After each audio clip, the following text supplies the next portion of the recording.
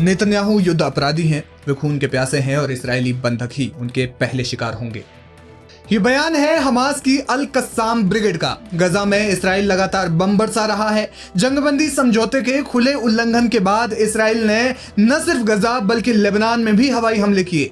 इसी बीच हमास ने 2 इस्राएली बंधकों का एक वीडियो जारी किया है जिसमें दोनों बंधक गजा में हमास की तारीफ कर रहे हैं। वे नेतन्याहू प्रशासन को एक तरह से कोस रहे हैं और वो कहते हैं कि नेतन्याहू ने जिस तरीके से दोबारा ये जंग शुरू की उससे वे लगभग मर सकते थे। उन्होंने कहा, हम गजा में बंधक हैं और हम आपको हमारे सूरत हाल के बारे में बताना चाहते हैं। जब जंगबंदी समझौता हुआ और इंसानी अमदाद के लिए क्रॉसिंग खुला, तब हमास के लड़ाके हमारी ज़रूरतों, हमारे खाने पीने जैसी तमाम चीज़ों को लेकर सचमुच चिंतित थे। हमें जिसकी ज़रूरत थी और जो कुछ भी हमने उनसे मांगा, न सिर्फ खाना बल्कि हमें अच्छा महसूस करवाने के लिए उन्होंने सब कुछ किया। और जब हमें लगा कि अब शायद जंग खत्म हो जाएगी, लेकिन तभी हमें एक बड़ा झटका लगा। 18 मार्च को इस्राएली हुकूमत ने यह तय किया कि वे गजा पर हमला करेंगे। वो हमला हमें मार सकता था।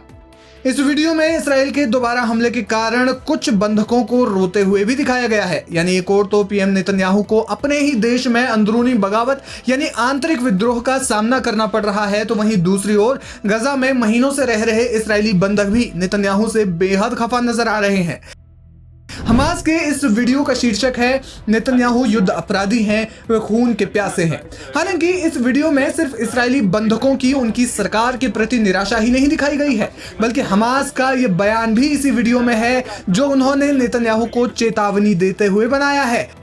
हमास के अल कस्साम ब्रिगेड ने इस्राएली पीएम बेंजामिन नेतन्याहू को युद्ध अपराधी बताया। हमास ने चेतावनी देते हुए कहा कि इस्राएल के प्रधानमंत्री बेंजामिन नेतन्याहू द्वारा वास्तविक वार्ता में शामिल होने से इनकार करने से गजा में इस्राएली बंदियों के जीवन को और भी ज्यादा गंभीर खतरा हो सकता है, क्योंकि वो इस क्षेत्र के खिलाफ चल रहे नरसंहारक युद्ध को उनकी किस्मत से ज्यादा तरजीह देते हैं।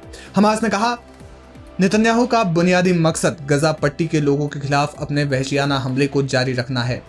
नेतन्याहू युद्ध अपराधी हैं, वे खून के प्यासे हैं और इस्राएली बंधक ही उनके पहले शिकार होंगे। नेतन्याहू ने केवल वक्त बचाने और बातचीत को टालने के लिए बातचीत की दिखावटी योजना बनाई।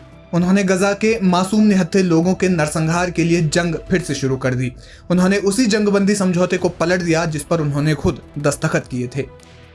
युद्ध विराम समझौते के उल्लंघन के बाद अब दुनिया भर की नजरें इस जंग पर टिक गई है, क्योंकि पहले भी ये युद्ध बेहद रक्त रंजित रहा है और अब एक बार फिर से ये जंग शुरू हो गई है, जिसका खामियाजा जाहिर तौर पर उन मासूम लोगों को भुगतना पड़ेगा जो इसमें शामिल तक नहीं है।